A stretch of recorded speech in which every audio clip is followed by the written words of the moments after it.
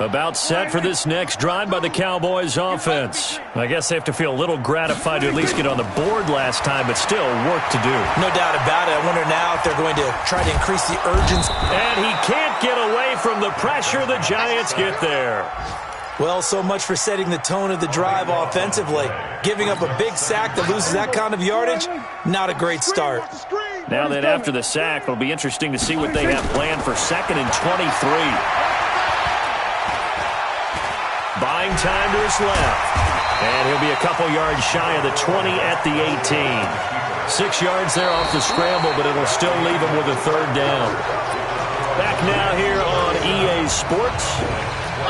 A lot of folks starting to make their way to the parking lot. Their guys trail big here to begin quarter number 4. Throwing. Prescott.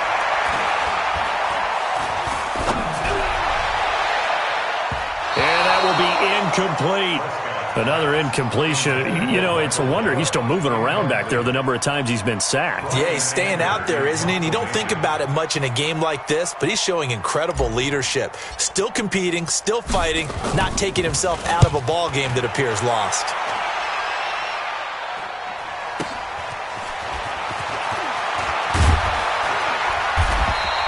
A good return there. Call it 13 yards. And that will come the offense as they take over.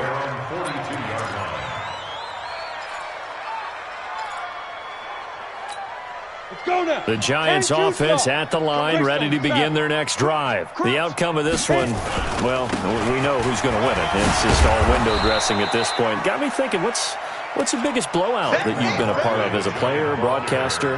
Well, I'm not going to go to the player part because when I think blowout... Because you won every game as a player. No. I think about being blown out. And no one wants to go back to those memories. But, you know, when I was calling college football, I saw a game that, you know, a team put 70. I actually saw it happen twice. A team put 70 on their opponent.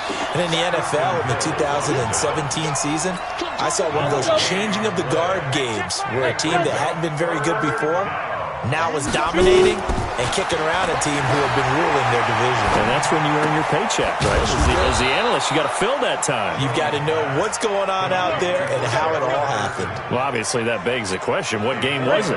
That was Seattle hosting Los Angeles, the Rams. Yeah. Their second meeting of the season, and the Rams turned it around from the first one and blew out the Seahawks. Now this one over the middle into the hands of his tight end, complete. And he's got this down to the 35. It's a gain of 11 and a Giant first down. Jones now 5 straight completions here in this second half. 1st and 10.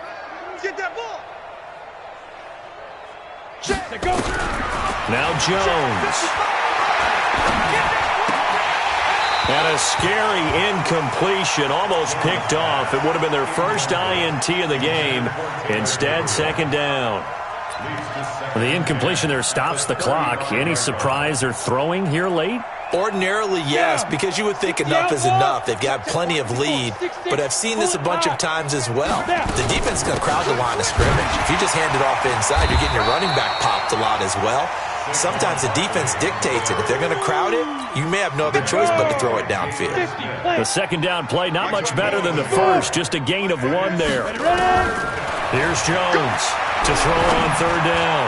He's going to look deep down the field, and that'll be incomplete.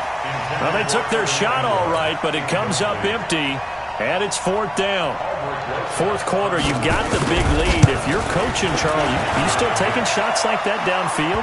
I'd be a little more concerned with running some clock and making sure you're taking care of the lead, because you keep flinging it around, you throw a couple of picks, you can put yourself in jeopardy. So it's 3 more points, and that widens this thing out even further here in the 4th. And you know in this league, you can never have enough points, but this widens it out, as you said, and now it's all about ball control, isn't it? The Dallas offense here set to begin the drive. And on the last go-around, they really couldn't get anything going. They had to punt from deep inside their own territory, which means you're going to lose the field position battle as a general rule. Nowhere to escape, and he goes down. We've been around this league for a while, and many coaches never pull their starting quarterback, almost no matter the situation. In this case, though, I think he's got to make a decision. He's taking a pretty good beating out there. Yeah, with the deficit, maybe not wanting to risk an injury. Work to be done here on 2nd and 16 after the sack. Now a deep ball going to be caught here near midfield. And he's brought down after a very nice gain. That goes for a gain of 31. So the line of scrimmage all the way up to midfield now as they've got it 1st and 10. Prescott now from the 50. And he's got his man out of the backfield. That's complete. So many times you hear today's NFL described as a space game. Get your best players into space with the football in their hands. That's why sometimes you just swing it out to your runner, get him out in the flat, and let him have a chance to make people miss an open field. Facing a 2nd and 2 after that last catch, good for 8 yards. Nowhere to escape, and he goes down. And here the pressure from the outside linebacking spot. And normally when that happens and they're able to get home, that means the other guys on his team helped him out a lot. That they occupied people to allow it to be no less than a one-on-one situation allows him to get home. 57's the mic. Watch 57. That's it. 57. On 3rd down, it's Prescott. He rifles one that's intercepted. Picked off near the 34. And they have the football and will set up shop at the 33-yard line. Well, this defensive pressure has been constant all game long. The pass rush, the coverage, they've all been excellent, and now they'll tack on an interception here as this one continues to slip just further and further out of hand. Barkley on 1st down, going to work on the tackle. Charles, you said earlier this defense is probably going to need to hold these guys right around 20 or under that if they were going to have a chance. It was evident pretty early on that wasn't going to happen. Yeah, they left 20 behind a long time ago in this game, didn't they? It looks like they're headed towards a big, big number. But 20 was the threshold because that kept them in the ball game and kept the pressure off of their own offense. And he's able to get most of what he needed on the carry there. 7 yards on the gain, and it's 3rd and 2 now. Well, partner, I know this type of running back. I mean, this size, this intensity usually gets better as the game goes on. I can just tell you from experience, the first few quarters, oh, you're eager. You come running up there. I'm going to tackle this guy. By the 4th quarter, you're coming up and thinking about it. And D-line wearing down 4th quarter. Yeah, that's not a guy they want to see consistently. The quick slant, good for 8 and a first. Just 2 minutes remaining here in the 4th quarter of what has been a one-sided affair. Let's go. Let's go.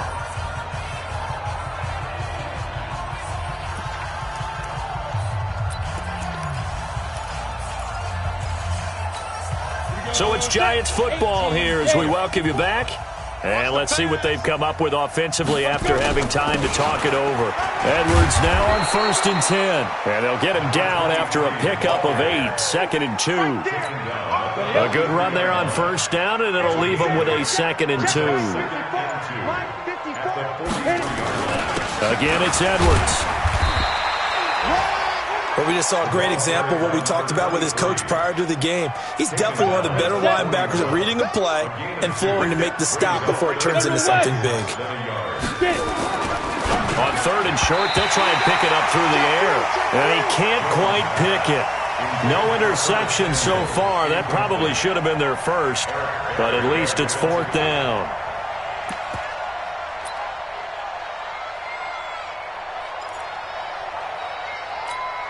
And with things looking pretty good on the scoreboard, they're going to keep the offense out there and go for it here on 4th. Now the Pro Bowl kicker, Aldrich Rosas. Last year, he hit one from 57. So this will be spotted on the midfield logo. It's a 58-yard attempt. These kickers now, it's like we take them for granted. Kicks like that used to be such a big deal, and now you just expect them to make it. Yeah, you're exactly right, and we shouldn't take them for granted. I have a theory about it. You want to hear it? Yeah. They are more athletic now than ever before. Talk about kickers.